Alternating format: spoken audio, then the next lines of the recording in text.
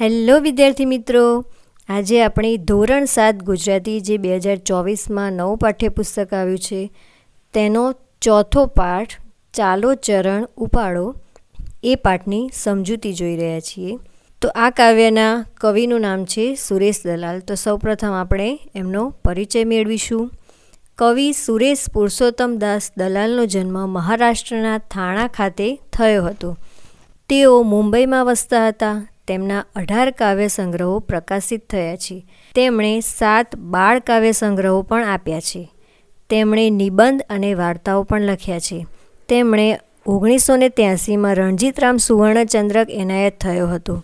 એકાંત, તારીખનું ઘર અને ઇટ્ટા કીટા એમના જાણીતા કાવ્ય સંગ્રહ છે. ચરણ ઉપાડો એ રાષ્ટ્ર સેવા માટે આહ્વાન કરતું કૂચ ગીત છે. સામાન્ય રીતે સૈનિકોની જેમ પરેડ કરતી વખતે અથવા તાલબદ્ધ રીતે સરઘસમાં ગવાતા ગીતોને કૂચ ગીત કહેવામાં આવે છે. તેમાં સામાન્ય રીતે લોકોને રાષ્ટ્ર માટે સજ્જ થવાની હાકલ કરવામાં આવે છે. તેમજ પડકારો ઝીલવા આહ્વાન પણ કરવામાં આવતું હોવાથી શૌર્ય ગીત પણ છે. તો હવે આપણે કાવ્યની સમજૂતી જોઈશું. ભીડેલા સૌ દ્વાર ઉગાડો, બંધુ ચાલો ચરણ ઉપાડો. હે બંધુ ચાલો પગ ઉપાડો, જે એક યા બીજા કારણે હૃદય દ્વાર બંધ કરેલા છે તે ખોલો. તો અહીં સાથે મળીને ચાલવાની વાત કરે છે. ભૂલી જઈને ભેદ આપણે એક થઈને ચાલો, નેક થઈને ચાલો, વાયુનો વેગ લઈને ચાલો. એટલે કે કોઈ પણ જાતનો ભેદ ભૂલીને આપણે એક થઈને ચાલો, પ્રામાણિક થઈને ચાલો, નેક થઈને એટલે કે પ્રામાણિક થઈને ચાલો, અને વાયુનો વેગ લઈને ચાલો એટલે કે વાયુ વેગે ચાલો એટલે ઝડપથી ચાલો. આપણા ધ્યેયને પ્રાપ્ત કરવા સર્વસ્વ છોડીને ચાલો.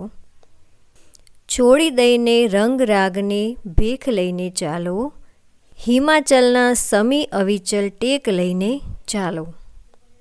સમજૂતી જોઈશું. બધા જ રાગ દ્વેષ છોડીને વૈરાગ્ય લઈને ચાલો. અહીં ભેખ લઈને ચાલો એટલે કે વૈરાગ્ય લઈને ચાલો. અડીખમ હિમાલયની જેમ સહેજ પણ વિચલિત થયા વગર ચાલો. તો જેમ હિમાલય વર્ષોથી એક જ સ્થાને અડીખમ છે, તેમ આપણે પણ આપણા ધ્યેય પર અડીખમ રહી અને સહેજ પણ વિચલિત થયા વગર ચાલવાની વાત કવિ અહીં કરે છે. અમન ચમનના સમણા કેરો સહેજે નહીં ફૂફાડો, બંધુ ચાલો ચરણ ઉપાડો. તો અહીં અમન ચમનના એટલે કે મોજ મજા. તો મોજ મજાનો રંગ રાગનો ત્યાં સહેજ પણ ખ્યાલ ન હોય. બંધુ ચાલો પગ ઉપાડો. અહીં ઊભા તો મોત, જશું તો જીવન જય જયકાર. કોઈ રીતે પણ ત્યહીં પહોંચવું પળપળનો પોકાર. એટલે કે જો અહીં ઊભા રહ્યા, ચરણ થંભી ગયા, ગતિ અટકી ગઈ તો મોત નક્કી છે. ચાલતા રહ્યા, ગતિશીલ રહ્યા તો જીવન ધન્ય થશે. જીવનનો જય જયકાર થશે. કોઈ પણ રીતે ત્યાં લક્ષ્ય સિદ્ધિ માટે પહોંચવું જ છે. તે દરેક ક્ષણનો આહ્વાન છે. તન મન ધનથી હે જનગણ, બસ જવું એ જ નિર્ધાર. ચાલો જજુમો લઈ કંઠમાં વાઘ સિંહની ત્રાળો.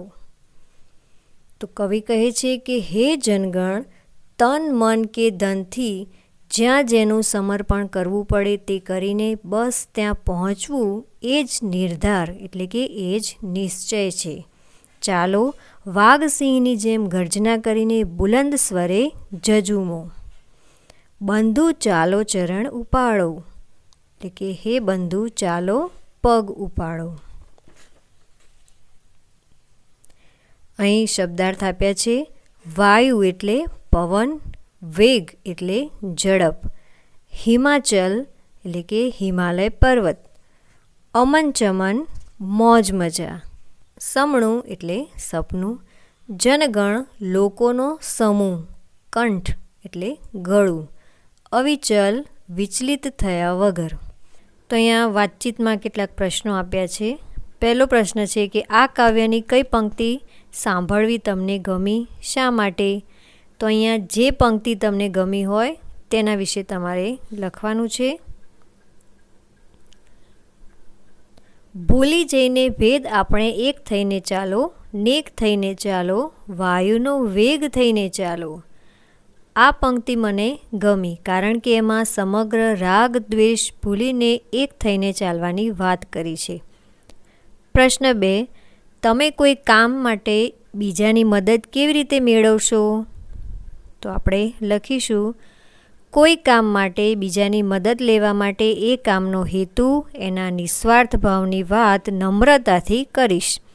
કામનું મહત્ત્વ સમજાવીને તેમની મદદની અનિવાર્યતા અંગે વાત કરીશ. પ્રશ્ન 3, તમને કયું ગીત ગમે છે, કેમ? તો અહીંયા તમને જે ગીત ગમતું હોય તેના વિશે તમારે લખવાનું છે. મને આપણું રાષ્ટ્રગીત જનગણમન ગમે છે. સમગ્ર રાષ્ટ્રનું ગૌરવ તેમજ અનેકતામાં એકતાનો રાષ્ટ્રમંત્ર એમાં પ્રગટ થયેલો છે. પ્રશ્ન 4, એકલા થઈ શકે અને સમૂહમાં થઈ શકે એવા કયા કયા કામ છે? તો આપણે જવાબ લખીશું કે એકલા થઈ શકે તેવા કામ જેમ કે નહાવું, સૂવું, વાંચવું વગેરે. આ સિવાય પણ તમે ઘણા બધા કામ લખી શકો છો. અને સમૂહમાં થઈ શકે તેવા કામ રમતો રમવી, શાળામાં અભ્યાસ કરવો, વિવિધ સ્પર્ધાઓ કરવી વગેરે. પ્રશ્ન 5, તમે કોઈ ધ્યેય સિદ્ધ કરવા માટે શું શું કરશો? ધ્યેય સિદ્ધ કરવા માટે આપણે આપણી ઈચ્છા શક્તિને પ્રબળ બનાવવી જોઈએ અને ધ્યેય પ્રાપ્તિની દિશામાં સખત મહેનત કરવી જોઈએ. પ્રશ્ન 6, તમે કોઈ પ્રતિજ્ઞા લીધી છે, ક્યારે? તો તમે પ્રતિજ્ઞા લીધી હોય તો એના વિશે તમારે લખવાનું છે.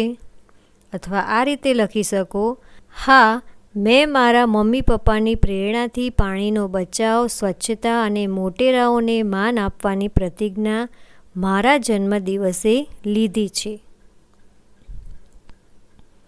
પ્રવૃત્તિ 2, શબ્દ અને તેનો અર્થ વાંચો.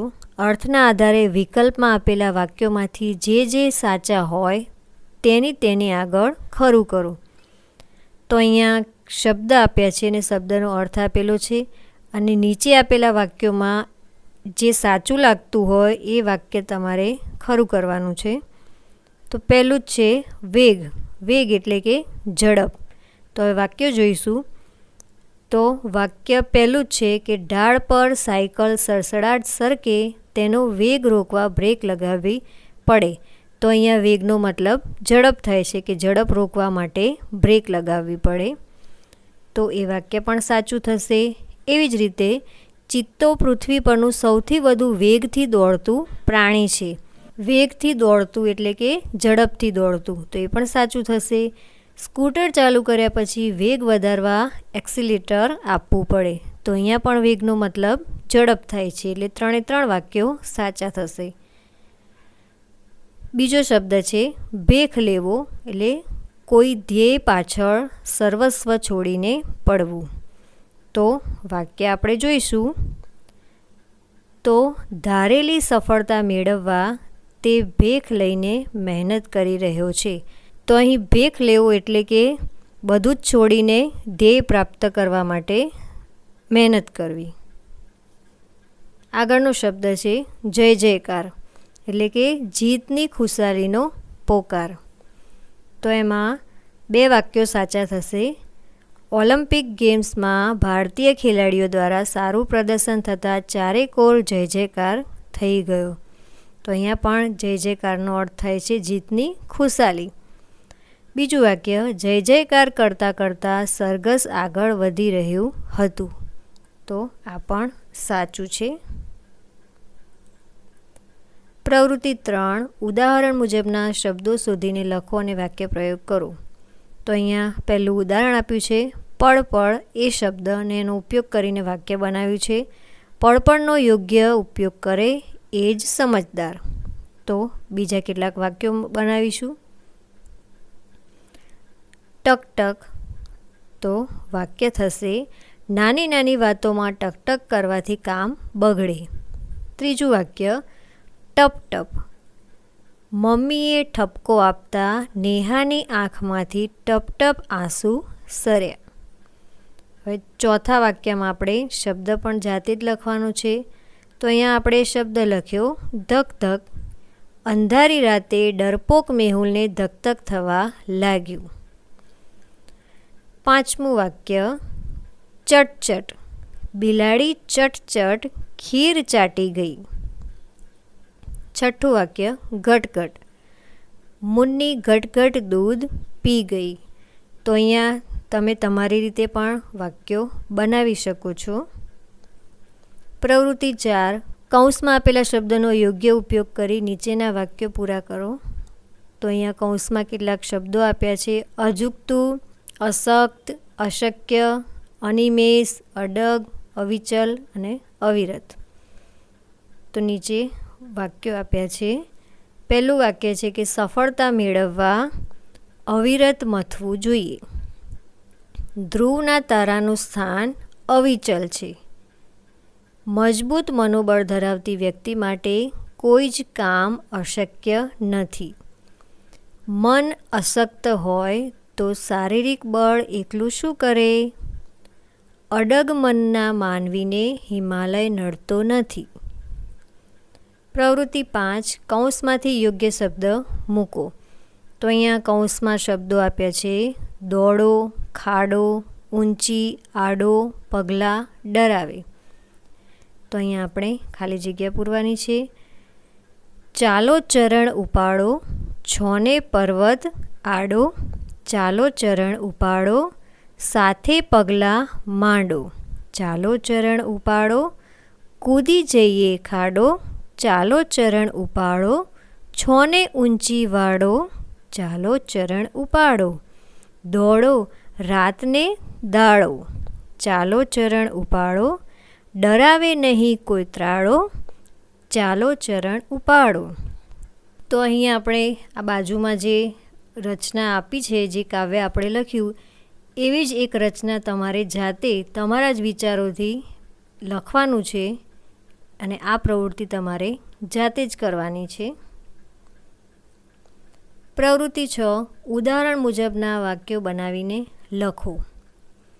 ઉદાહરણ આપ્યું છે કે ચાલો જમી લઈએ, ચાલો કસરત કરીએ. તો આગળના વાક્યો જાતે બનાવવાના છે. ચાલો રમત રમીએ, ચાલો સાથે ફરવા જઈએ, ચાલો બેઠા બેઠા પ્રાર્થના કરીએ, ચાલો વૃક્ષો વાવીએ. પાંચમું વાક્ય ચાલો હવે ગૃહ કાર્ય કરીએ. પ્રવૃત્તિ 7, વાક્યની શરૂઆત ચાલો, દોડો, કહો, બોલો, જુઓ, ઉઠો જેવા શબ્દોથી કરો. પહેલું આપ્યું છે કે શ્વાસ ભરીને દોડવા લાગો. તો આપણે વાક્ય બનાવીશું: ચાલો શ્વાસ ભરીને દોડવા લાગો, ઉઠો શ્વાસ ભરીને દોડવા લાગો. તો આવા જ વાક્યો તમારે બનાવવાના છે. બીજું છે કે ધ્યાન આપીને વાંચવા લાગો. તો વાક્ય થશે: ચાલો ધ્યાન આપીને વાંચવા લાગો, જુઓ ધ્યાન આપીને વાંચવા લાગો. ત્રીજું વાક્ય સામેના મકાનમાં આગ લાગી. દોડો સામેના મકાનમાં આગ લાગી, જુઓ સામેના મકાનમાં આગ લાગી. ચોથું વાક્ય ડુંગર કેટલો દૂર છે, જુઓ ડુંગર કેટલો દૂર છે, કહો ડુંગર કેટલો દૂર છે. પાંચમું વાક્ય કહો. તો આપણે કહો પરથી વાક્ય બનાવીશું કે કહો શું જોઈએ છે. અને છઠ્ઠું વાક્ય બોલો શું કરો છો. પ્રવૃત્તિ 8, કાવ્ય વાંચો અને પ્રશ્નોના જવાબ આપો. તો અહીંયા કાવ્ય આપ્યું છે. તો આ કાવ્ય તમારે ધ્યાનથી વાંચવાનું છે અને ત્યારબાદ નીચે કેટલાક પ્રશ્નો આપ્યા છે, એ પ્રશ્નોના જવાબ લખવાના છે. પહેલો પ્રશ્ન છે કે રસ્તામાં કેવા કેવા સંકટ આવી શકે. તો જવાબ થશે રસ્તામાં કાંટા, કાંકરા, ધોમધકતી રેતી અને ખાંડાની ધારે ચાલવા જેવા સંકટો આવી શકે. બીજો પ્રશ્ન છે કે સંકટની પરિસ્થિતિમાં શું કરવું જોઈએ? સંકટની પરિસ્થિતિમાં આપણે હિંમત હારવી ન જોઈએ.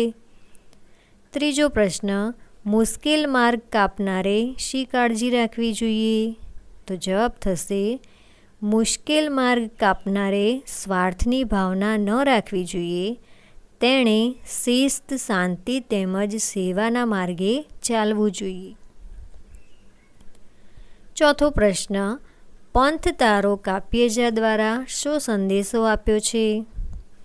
તો આપણે લખીશું, પંથ તારો કાપ્યે જા કવિતા દ્વારા કવિએ દરેક પગલે સાવધ રહીને પ્રેમળતા પ્રગટાવવાનો, અંતરને અજવાળવાનો, કાંટા, કાંકરા, ધોમધકતી રેતી અને ખાંડાની ધારે ધૈર્ય ધરીને ચાલવાનો, હિંમત ન હારવાનો, સ્વાર્થ સામે ન જોવાનો, શિસ્ત, શાંતિ અને સેવાનો પાઠ સૌને આપવાનો સંદેશ આપ્યો છે.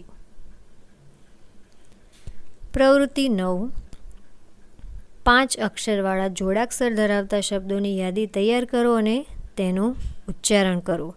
તો અહીંયા તમારે 5 અક્ષરવાળા અને પણ જોડાક્ષર હોય તેવા કેટલાક શબ્દો લખવાના છે.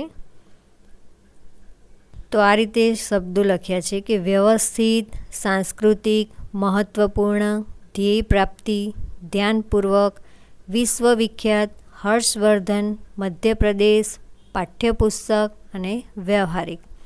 આ સિવાયના પણ કેટલાક શબ્દો તમે તમારી જાતે લખી શકો છો.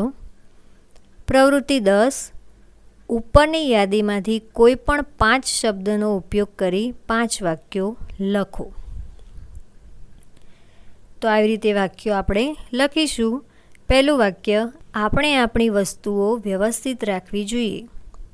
બીજું વાક્ય, યુનેસ્કો દ્વારા ગુજરાતના ગરબાને અમૂર્ત સાંસ્કૃતિક વારસો જાહેર કરાયો છે. ત્રીજું વાક્ય, મહત્ત્વના કામ આપણે ધ્યાનપૂર્વક કરવા જોઈએ. ચોથું વાક્ય, સોમનાથ એ આપણા ગુજરાતનું વિશ્વવિખ્યાત મંદિર છે. પાંચમું વાક્ય, મધ્યપ્રદેશ ભારતનું એક રાજ્ય છે. પ્રવૃત્તિ 11, કૌંસમાં આપેલા શબ્દોમાંથી યોગ્ય શબ્દ પસંદ કરીને પ્રશ્ન વાક્ય બનાવો. તો અહીંયા વાક્ય આપ્યું છે અને કૌંસમાં કેટલાક શબ્દો આપ્યા છે. એમાંથી યોગ્ય શબ્દ હોય એનો ઉપયોગ કરી અને આપણે પ્રશ્ન વાક્ય બનાવવાનું છે. પહેલું વાક્ય આપ્યું છે કે શાળામાંથી જાન્યુઆરી મહિનામાં પ્રવાસે જઈશું. તો આપણે કયા શબ્દનો ઉપયોગ કરીશું? ક્યારે? તો પ્રશ્ન થશે, શાળામાંથી ક્યારે પ્રવાસે જઈશું? બીજું વાક્ય, મમ્મીના જન્મદિવસે દીકરીએ ભેટ આપી. તો આપણે કોણે શબ્દનો ઉપયોગ કરીને પ્રશ્ન બનાવવાનો છે? મમ્મીના જન્મદિવસે કોણે ભેટ આપી? ત્રીજું વાક્ય, અરવલ્લી ગુજરાત રાજ્યનો જિલ્લો છે. તો કયા એ શબ્દનો ઉપયોગ કરવાનો છે આપણે? અરવલ્લી કયા રાજ્યનો જિલ્લો છે? ચોથું વાક્ય, પપ્પા પ્રવાસમાંથી મારા માટે રમકડું લાવ્યા. તો શું શબ્દનો ઉપયોગ કરી અને પ્રશ્ન વાક્ય બનાવવાનું છે? પપ્પા પ્રવાસમાંથી મારા માટે શું લાવ્યા? પાંચમું વાક્ય, ચિંટુ અને મીનુ વિદેશ ફરવા ગયા. તો ક્યાં? ચિંટુ અને મીનુ ક્યાં ફરવા ગયા? પ્રવૃત્તિ 12, આપેલી પંક્તિઓનો ભાવાર્થ ગુજરાતીમાં લખો. તો અહીંયા પહેલી પંક્તિ આપી છે, રૂક જાના નહીં તું કહી હાર કે, કાંટો પે ચલ કે મિલેંગે સાએ બહાર કે. તો એનો ગુજરાતી અર્થ થશે, તમે હાર માનીને ક્યાંય રોકાશો નહીં. મુશ્કેલીઓનો સામનો કરવાથી જ સફળતા મળશે. હાર માનીને થંભી ન જવું. કાંટા એટલે કે મુશ્કેલ પરિસ્થિતિ ઉપર ચાલતા ચાલતા જ વસંત મળશે. બીજું આપ્યું છે, એક રાસ્તા હૈ જિંદગી જો થમ ગયે તો કુછ નહીં, ये कदम किसी मुकाम पे जो जम गए तो कुछ नहीं। जीवन एक पथ छे जो થોભી ગયા તો કશું નથી। જીવન એક અંત વગરનો રસ્તો છે, જો અટકી ગયા તો કંઈ મેળવશો નહીં। પ્રવૃત્તિ 13 આપેલા પ્રશ્નોના જવાબ લખો। પહેલો પ્રશ્ન, કવિ કેવી કેવી રીતે ચાલવાનું કહે છે? કેમ? કવિ નેક થઈને વાયુ વેગે એટલે કે ઝડપથી રંગરાગ છોડીને ભેખ લઈને હિમાલયની જેમ અવિચલ ટેક લઈને ચાલવાનું કહ્યું છે, કારણ કે રાષ્ટ્રના લોકોએ ભેદ ભૂલીને એક થઈને રાષ્ટ્ર માટે સજ્જ થવાનું છે। બીજો પ્રશ્ન, માત્ર ઊભા રહેવાથી અને ચાલતા રહેવાથી જીવનમાં કેવો ફેર પડશે? જો ઊભા રહ્યા, ચરણ થંભી ગયા, ગતિ અટકી જ ગઈ તો જીવતે જીવત એ મોત જ છે। પણ ચાલતા રહ્યા, ચરણ વણથંભ્યા, ગતિશીલ રહ્યા તો જીવન ધન્ય થશે, જીવનનો જય જયકાર થશે। પ્રશ્ન 3, આ કાવ્ય દ્વારા શો સંદેશ મળે છે? આ કાવ્ય એક શૌર્ય ગીત છે ને એમાં રાષ્ટ્ર માટે સજ્જ થવા લોકોને હાકલ કરવામાં આવી છે, પડકારો ઝીલવા માટે હાકલ કરવામાં આવી છે। ચાલો યાદ કરીએ। વર્ગખંડમાં કાવ્યગાન સમયની કઈ વાત તમને યાદ છે? તો તમને જે વાત યાદ હોય તે તમારે અહીંયા રજૂ કરવાની છે। આ કાવ્યનું ગાન, સમૂહ ગાન તમે કેટલી વાર કર્યું? તો તમે જેટલી વખત સમૂહ ગાન કર્યું હોય તે લખવાનું છે। એકમમાં નવા શીખ્યા હોય તેવા કયા શબ્દો તમને યાદ છે? બોલો। તો જે નવા શબ્દો યાદ હોય તે તમારે બોલવાના છે। શબ્દ આધારિત કઈ કઈ પ્રવૃત્તિઓ હતી તેના ક્રમ લખો। તો અહીંયા શબ્દને લગતી જે પ્રવૃત્તિ છે તેનો ક્રમ તમારે લખવાનો છે। શબ્દ શોધવા માટે કઈ પ્રવૃત્તિ કરી હતી યાદ કરો, તો એ પ્રવૃત્તિ તમારે યાદ કરીને લખવાની છે। ભાવાર્થ માટે કઈ પ્રવૃત્તિ હતી ક્રમ લખો, તો અહીંયા તમારે એ પ્રવૃત્તિનો ક્રમ લખવાનો છે। તમારા મિત્રે કરેલા ભાવાર્થમાં શો ફેર હતો? સૌથી વધુ ભણેલી ઋતુ કઈ? દેવ્યાની કહે, અરે સાક્ષી જવાબ આપને, સૌથી વધુ ભણેલી ઋતુ કઈ? સાક્ષી કહે, કેવો પ્રશ્ન પૂછે છે, ભણેલી ઋતુ? સૌથી વધુ ભણેલી ઋતુ? ભાઈ આવું કંઈ જ ન હોય।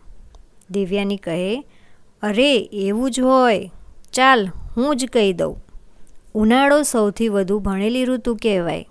સાક્ષી કહે, કેવી રીતે? દેવ્યાની કહે, ભારતીબેને આજે શું ભણાવ્યું? ઉનાળો સૌથી વધુ ડિગ્રી, ભૂલી ગઈ? સાક્ષી પેટ પકડીને ખડખડાટ હસતી રહી, પછી ગંભીર થઈને બોલી, સાંભળવું, વાંચવું અને તેમાંથી સાચું સમજવું ઘણું મહત્ત્વનું છે। ભણતરમાં કચાશ કેમ રહે છે તે આજે સમજી। તો અહીંયા કોઈ પણ શબ્દનો અર્થ અલગ અલગ હોઈ શકે છે, એ તમારે સમજવું પડે। તો અહીંયા પાઠની પ્રવૃત્તિ આપણે પૂર્ણ કરી। આ વિડીયો તમને કેવો લાગ્યો એમને જરૂરથી જણાવજો અને અમારી ચેનલને સબસ્ક્રાઈબ ના કરી હોય તો સબસ્ક્રાઈબ કરી દેજો। ધન્યવાદ।